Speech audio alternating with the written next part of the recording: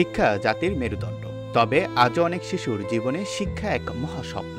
এমনই এক শিশুর গল্প হলো 10 বছর বয়সী মোর্শেদ। পরিবারের অভাব সচ্ছলতা দূর করতে রাজধানীর বিভিন্ন জায়গায় পানি বিক্রি করেই চলে তার পরিবার। সেখানে মোর্শেদ জীবনের কঠিন বাস্তবতার সাথে লড়াই করছে। আমি পানি বিক্রি করি, আমার বাপে কিস্তি তুলছে, আমার বাপে দিতে পারে না, আমি যে টাকা রোজগার করি এর ঘরের সংসার চলে। আমার বাবা অটো ভ্যান চালায়, ওই টাকা দিয়ে কিস্তি দেয় আর আমার টাকা দিয়ে ঘরের বাজার মুজার করে খায়। আমরা 3 ভাই 1 বোন। সবার বড় হইলো আমার বোন, তারপর হলো আমি, আর আমার ভাইগুলো ছোট ছোট। তারপর আমার বোন কাম করে, উড়ি দিয়েও কিস্তি দেয়।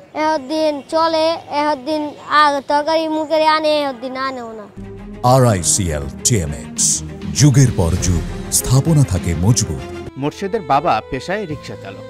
বেশ কিছুদিন আগে কিস্তিতে একটি রিক্সা কিনে পরিবারের অভাব দূর করার চেষ্টা করেছিলেন তিনি, কিন্তু ভাগ্যের সাথে বিপরীত ঘটল, রিক্সাটি চুরি হয়ে যায়। এরপর থেকেই সংসারে চাকা ঘুরতে থাকে কষ্টে। কিস্তির টাকা দিতে না পারা এবং রোজকার খরচ মেটাতে হিমশিম অবস্থা।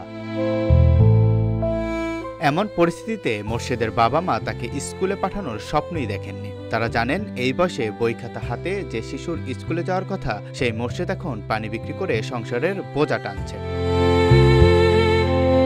মোর্শেদ প্রতিদিন ঢাকা বিশ্ববিদ্যালয়, রমনা পার্ক ও সোহরাওয়ার্দী উদ্যানে পানি বিক্রি করে। তার একমাত্র লক্ষ্য এতটুকু আয় করে কিছুটা হলেও সংসারের দুশ্চিন্তা কমানো। আমার বাপের বন্ধুরা দিয়েছিল একটা রিক্সা, ওই রিক্সা নিয়ে গেছে পালাইয়া। আমার বাপে কিস্তি দিতেছে, আগে একটা কিস্তি ছিল, আমার বাপে 2টা কিস্তি দিতেছে। পড়াশোনা করো তুমি? না, আগে করতাম, আঙ্গর অভাবে আমি পড়ালেখা করি না।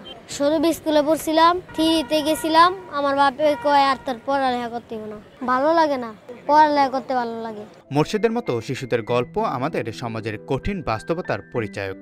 অব্যাহত দারিদ্র্য, অসহায়ত্ব এবং শিক্ষা অধিকার থেকে বঞ্চিত হওয়া সত্ত্বেও মোর্শেদের জীবন সংগ্রাম এক অনুপ্রেরণা হয়ে উঠতে পারে আমাদের জন্য। জাকারিয়া রবিউল, রূপালী বাংলাদেশ।